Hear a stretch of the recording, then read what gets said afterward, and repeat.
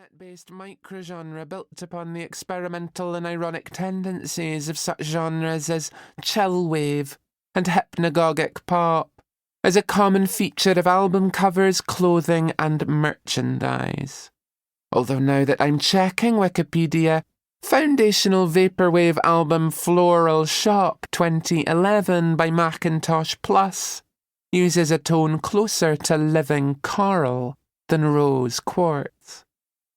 The point here is to explain that when Meryl Streep in The Devil Wears Prada 2006 reveals that the shade of Andy's cerulean sweater, which is not cerulean, that's Pantone 154020, and is much lighter and softer than Andy's sweater, was selected years before as a fashion trend by experts based on significant collections by Oscar de la Renta and Yves Saint Laurent, before ending up in a clearance bin, she overlooks the prior stage, where Oscar de la Renta and Yves Saint Laurent were themselves inspired by internet-based microgenres, or whatever the equivalent was at the time. In 2021, that journalist wore a living coral sweater more than any other. May the coral consume him. Queer. If given nectar, Thanatos will give you the pierced butterfly, and the memory of it is painful to me. The green fields. Reaching maximum affinity with Thanatos will unlock a scene in Zagreus's room, where Zagreus can either begin a romantic relationship with him or continue as friends. And that fear motivates me to distance myself from the person in the video. The blue sky.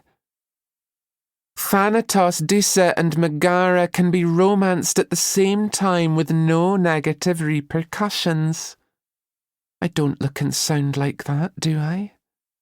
The white clouds.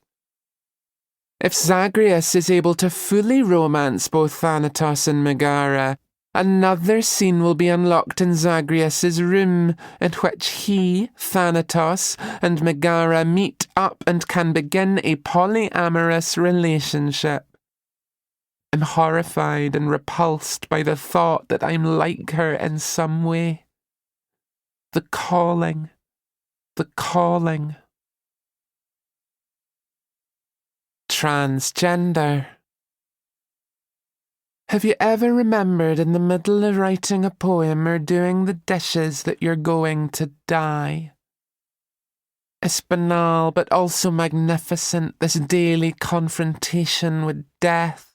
Scrub, scrub, I'm going to die. Scrub, scrub, I'm going to die.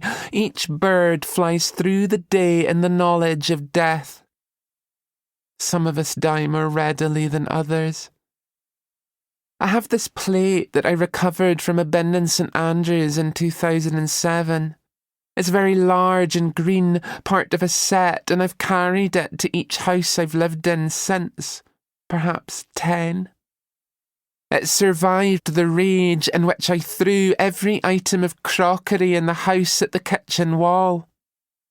One of my housemates is already dead.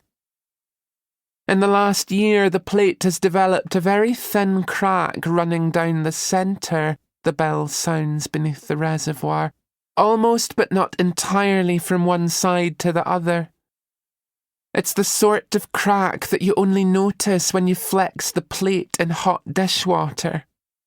I have to work hard to avoid flexing the plate, although flexing is the only way to check on the crack, because each flex makes the crack slightly larger, the bell sounds beneath the reservoir. It's such a lovely, painful, scraping, bending, breaking feeling. The sound of the widening crack travels up through my fingers into my brain stem. I know the plate is going to break one day soon, and I don't know whether I can survive that. Transsexual. In the Rider-Waite-Smith tarot,